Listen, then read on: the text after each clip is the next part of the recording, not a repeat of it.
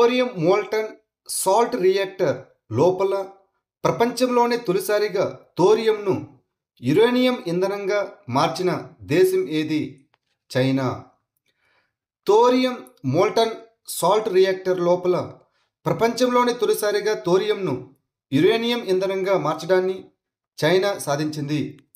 Molten salt reactor అనేది 4వ తరం అణు రియాక్టర్. ఇది ఘనరాడ్లకు బదులుగా కరిగిన ఉప్పును శీతలకరణిగా మరియు ఇంధన వాహకంగా ఉపయోగిస్తుంది. 2025 బుకర్ ప్రైజ్ కోసం షార్ట్ లిస్ట్ చేయబడిన the loneliness of Sonia and Sunny అనే పుస్తకాన్ని ఎవరు రాశారు? కిరణ్ దేశాయ్. కిరణ్ దేశాయ్ రాసిన the loneliness of Sonia and Sunny 2025 Booker Prize కోసం షార్ట్ లిస్ట్ చేయబడింది. ఇది ప్రేమ, కుటుంబం మరియు సాంస్కృతిక గుర్తింపును అన్వేషించే ఖండాంతర గాథ. కిరణ్ దేశాయ్ తాత్విక విచారణ, భావోద్వేగ మరియు హాస్య విరామాలను మిళితం చేసి ప్రేమ మరియు గుర్తింపు, స్వేచ్ఛ మరియు వారసత్వంగా వచ్చిన విధిపై ధ్యానం రెండింటినీ కలిగి ఉన్న కథను రూపొందించారు. ఇది సమకాలీన భారతీయ కల్పనకు ఒక ప్రధాన సహకారాన్ని సూచిస్తుంది. 2025 నాటి చట్ట నియమాల సూచీలో భారతదేశం ఎన్నవ స్థానంలో నిలిచింది? 86వ స్థానంలో. వరల్డ్ జస్టిస్ ప్రాజెక్టు ప్రపంచవ్యాప్తంగా న్యాయం మరియు పాలనలో క్షీణతను హైలైట్ చేస్తూ రూల్ ఆఫ్ లా ఇండెక్స్ 2025ను విడుదల చేసింది. దీనిలో మొదటి స్థానంలో డెన్మార్క్, 2వ స్థానం నార్వే, 3వ స్థానం ఫిన్లాండ్, 4వ స్థానంలో స్వీడన్ దేశాలు నిలిచాయి. వెనుజులా 143వ స్థానంలో, ఆఫ్ఘనిస్తాన్ 142వ స్థానంలో ఉన్నాయి. ఇక భారతదేశం 0.49 స్కోరుతో 86వ స్థానంలో నిలిచింది. 6 స్థానాలు పడిపోయాయి. 2025 సూచికలో యునైటెడ్ స్టేట్స్ ఆఫ్ అమెరికా 27వ స్థానంలో, చైనా 92వ స్థానంలో మరియు పాకిస్తాన్ 130వ స్థానంలో నిలిచాయి. ఆర్కే లక్ష్మణ్ అవార్డు ఫర్ ఎక్సలెన్స్ను మొదటగా ఎవరు అందుకున్నారు? అమీర్ ఖాన్. నవంబర్ 23న పూణేలోని ఎంసీఏ క్రికెట్ స్టేడియంలో అమీర్ ఖాన్ మొట్టమొదటి ఆర్కే లక్ష్మణ్ అవార్డును అందుకుంటారు. ఈ ఆర్కే లక్ష్మణ్ కుటుంబం స్థాపించిన ఈ అవార్డు సృజనాత్మక ప్రతిభను గౌరవిస్తుంది మరియు ది కామన్ మ్యాన్ సృష్టికర్త అయిన ఆర్కే లక్ష్మణ్ వారసత్వాన్ని జరుపుకుంటుంది. సామాజిక సమస్యలను ప్రస్తావించే మరియు భారతీయ సినిమాను పునర్నిర్మించే లగాన్, తారే జమీన్ పర్ మరియు దంగల్ వంటి ప్రతిభావంతమైన చిత్రాలకు అమీర్ ఖాన్ ఎంపికయ్యాడు. ముంబై విమానాశ్రయంలో directorate of revenue intelligence DRI ఇటీవల హైడ్రోపోనిక్ కలుపును స్వాధీనం చేసుకున్న ఆపరేషన్ పేరు ఏమిటి? Operation weed out. Operation weed out కింద డైరెక్టరేట్ ఆఫ్ రెవెన్యూ ఇంటెలిజెన్స్ ముంబైలోని ఛత్రపతి శివాజీ మహారాజ్ అంతర్జాతీయ విమానాశ్రయంలో 42 కోట్ల విలువైన 42.34 కిలోల హైగ్రేడ్ హైడ్రోపోనిక్ వీడును స్వాధీనం చేసుకుంది. బ్యాంకాక్ నుండి వచ్చిన 2 ప్రయాణికుల నుండి నూడిల్స్ మరియు బిస్కెట్లు వంటి 21 ఆహార ప్యాకెట్లో దాచిపెట్టిన ఈ నిషిద్ధ వస్తువును స్వాధీనం చేసుకున్నారు. ఆధార పర్యావరణ వ్యవస్థను ఆధునీకరించడానికి భారత విశిష్ట గుర్తింపు ప్రాధికార సంస్థ ఏ దీర్ఘకాలిక రోడ్ మ్యాప్ను ప్రారంభించింది? ఆధార్ విజన్ 2032. ఆధార్ పరిణామం యొక్క తదుపరి దశను రూపొందించడానికి, దాని సాంకేతిక స్థావరాన్ని బలోపేతం చేయడానికి మరియు అది సురక్షితంగా కలుపుకొని భవిష్యత్తుకు సిద్ధంగా ఉందని నిర్ధారించుకోవడానికి భారత విశిష్ట గుర్తింపు ప్రాధికార సంస్థ ఆధార్ విజన్ 2032 ఫ్రేమ్వర్క్ను ప్రారంభించింది.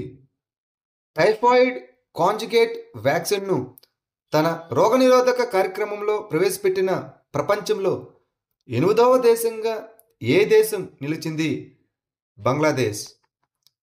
బంగ్లాదేశ్ తన సాధారణ రోగనిరోధక కార్యక్రమంలో టైఫాయిడ్ కాంజుగేట్ వ్యాక్సిన్ను ప్రవేశపెట్టిన ప్రపంచంలో 8వ దేశంగా అవతరించింది. ఈ టైఫాయిడ్ జ్వరం సాల్మోనెల్లా టైఫీ బ్యాక్టీరియా వల్ల వస్తుంది మరియు కలుషితమైన ఆహారం, అదేవిధంగా నీరు లేదా ఈగలు వంటి వెక్టార్ల ద్వారా వ్యాపిస్తుంది. ఈ వ్యాధి అనేక వారాల పాటు జ్వరానికి దారితీస్తుంది మరియు పేగు చిల్లులు వంటి సమస్యలు మరణానికి కారణమవుతాయి. 2025 గ్లోబల్ పీస్ ప్రార్థన ఉత్సవానికి ఆతిథ్యం ఇచ్చే దేశం ఏది? భూటాన్. ప్రపంచ శాంతి మరియు ప్రపంచ సంఘర్షణల మధ్య మానవాళి స్వస్థత కోసం ప్రార్థించడానికి భూటాన్లోని థింపులో నవంబర్ 4న 16 రోజుల పాటు గ్లోబల్ పీస్ ప్రార్థన ఉత్సవం ప్రారంభమైంది. ఈ ఉత్సవాన్ని భూటాన్ రాజు అయిన జిగ్మే కేసర్ నాగ్మేల్ వాంగ్చుక్ మరియు చీఫ్ అబాట్ ట్రుల్కు జిగ్మే చోడ్రా చాంగ్లీ మితాంగ్ మైదానంలో ప్రారంభించారు. దీనిని భారత ప్రభుత్వ మద్దతుతో భూటాన్ రాయల్ ప్రభుత్వం నిర్వహిస్తుంది. ఈ కార్యక్రమం భూటాన్లో ప్రజాస్వామ్యాన్ని ప్రవేశపెట్టిన 4వ రాజు జిగ్మే సింగే వాంగ్చుక్ 70వ జయంతిని సూచిస్తుంది. ఇంటర్నేషనల్ మైగ్రేషన్ అవుట్లుక్ 2025 నివేదికను ఇటీవల ఏ సంస్థ విడుదల చేసింది? ఆర్గనైజేషన్ ఫర్ ఎకనామిక్ కోఆపరేషన్ మరియు development OECD. International migration outlook 2025 నివేదికను ఇటీవల organisation for economic cooperation and development విడుదల చేసింది. 2023లో దాదాపు 2,25,000 మంది భారతీయ పౌరులు ఈ OECD దేశాల జాతీయతను పొందారు. OECD సభ్యదేశాల్లో చదువుతున్న మొత్తం అంతర్జాతీయ విద్యార్థుల్లో భారతదేశం మరియు చైనా కలిసి 1/3 మంది ఉన్నారు. జనజాతీయ గౌరవ్ వర్ష్ పక్వాడ్ 2025 ఏ పురాణ గిరిజన స్వాతంత్ర సమరయోధుడి 150వ జయంతిని సూచిస్తుంది? బిర్సా ముండా.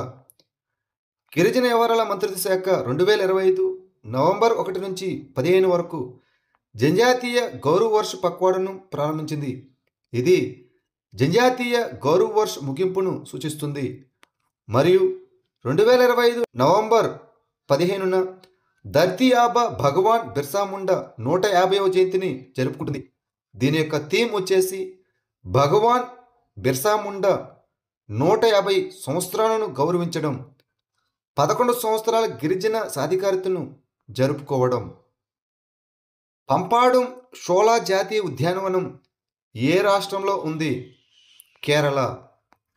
కేరళలోని దక్షిణ పశ్చిమ కనుమల్లో ఉన్న పంపాడుం షోలా జాతీయ ఉద్యానవనం ఒక ప్రధాన పర్యావరణ పునరుజ్జీవనాన్ని సూచిస్తుంది.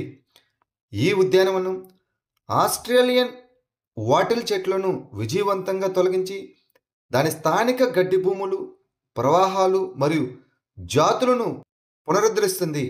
ఇది కేరళలోని అతి చిన్న జాతీయ ఉద్యానవనం.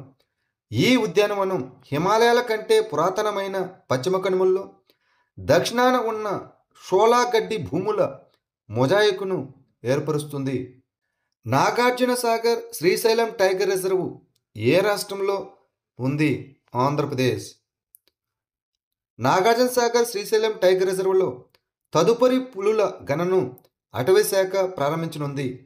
నాగార్జున సాగర్ శ్రీశైలం టైగర్ రిజర్వ్ ఆంధ్రప్రదేశ్లోని తూర్పు కనుమల శాఖ అయిన నల్లమల కొండ శ్రేణుల్లో ఉంది. ఇది భారతదేశంలోని అతిపెద్ద పులుల నిలవల్లో ఒకటి. ఇది 3,728 చదరపు కిలోమీటర్ల విస్తీర్ణంలో ఉంది. ఈ రిజర్వ్కు నాగార్జున సాగర్ మరియు శ్రీశైలం ఆనకట్టల పేరు పెట్టారు. ఇందులో రాజీవ్ గాంధీ వన్యప్రాణుల అభయారణ్యం మరియు గుండ్ల బ్రహ్మేశ్వరం వన్యప్రాణుల అభయారణ్యం ఉన్నాయి. ఏ కేంద్ర పథకం కింద ఇంటిగ్రేటెడ్ సోహ్రా సర్క్యూట్ డెవలప్మెంట్ ప్రాజెక్టుకు ఇటీవల పునాదరాయి వేశారు? PM డివైన్ పథకం. ప్రధానమంత్రి ఈశాన్య ప్రాంత అభివృద్ధి చొరవ అయినటువంటి PM డివైన్ పథకం కింద ఇంటిగ్రేటెడ్ సోహరా సర్క్యూట్ అభివృద్ధికి ఇటీవల పునాదిరాయి వేయబడింది. ఈ ప్రాజెక్టును ఈశాన్య ప్రాంత అభివృద్ధి మంత్రిత్వ శాఖ మరియు మేఘాలయ ప్రభుత్వం సంయుక్తంగా అమలు చేస్తున్నాయి. స్థానిక జీవనోపాధిని ప్రోత్సహించే స్థిరమైన పర్యాటక గమ్యస్థానంగా సోహరాని మార్చడం దీని యొక్క లక్ష్యం. కల్మేఘి తుఫాను ఇటీవల ఏ దేశంలో తీరాన్ని తాకింది? ఫిలిప్పీన్స్. కల్మేఘి అనే తుఫాను ఇటీవల మధ్య ఫిలిప్పీన్స్లో తీరాన్ని తాకింది. టైఫూన్లు పసిఫిక్ మహాసముద్రంలో ఏర్పడే ఉష్ణమండల తుఫాన్లు. ఉష్ణమండల తుఫాన్ అనేది వెచ్చని ఉష్ణమండల మహాసముద్రాలపై అభివృద్ధి చెందుతున్న ఒక భ్రమణ తుఫాను వ్యవస్థ. వేగం, పరిమాణం మరియు తీవ్రతలో తేడా ఉంటుంది. ఈ తుఫాన్లను ప్రపంచవ్యాప్తంగా వేరువేరు పేర్లతో పిలుస్తారు. అవి అట్లాంటిక్ మరియు ఈశాన్య పసిఫిక్లో హరికేన్లని, హిందూ మహాసముద్రంలో సైక్లోన్లని మరియు పశ్చిమ ఆస్ట్రేలియాలో విల్లీస్ అని పిలుస్తారు. పిలియా మలేనాడు అనే కొత్త జాతి జంపింగ్ స్పైడర్ ఇటీవల ఏ రాష్ట్రంలో కనుగొనబడింది? కర్ణాటకలో. కర్ణాటకలోని పశ్చిమ కనుమల్లో పిలియా మలేనాడు అనే కొత్త జాతి జంపింగ్ స్పైడర్ ఇటీవల కనుగొనబడింది. ఇది చిక్మంగళూరు జిల్లాలోని ముదిగెరె తాలూకాలో ఉన్న మదుగుండిలో కనుగొనబడింది. ఈ జాతి జంపింగ్ స్పైడర్ యొక్క పిలియా జాతికి చెందినది. ఇది కనుగొనబడిన ప్రాంతాన్ని గౌరవించడానికి దీనికి పిలియా మలేనాడు అని పేరు పెట్టారు. మొదటిసారిగా పరిశోధకులు ఈ జాతికి చెందిన మగ మరియు ఆడ సాలెపురుగులను కనుగొన్నారు.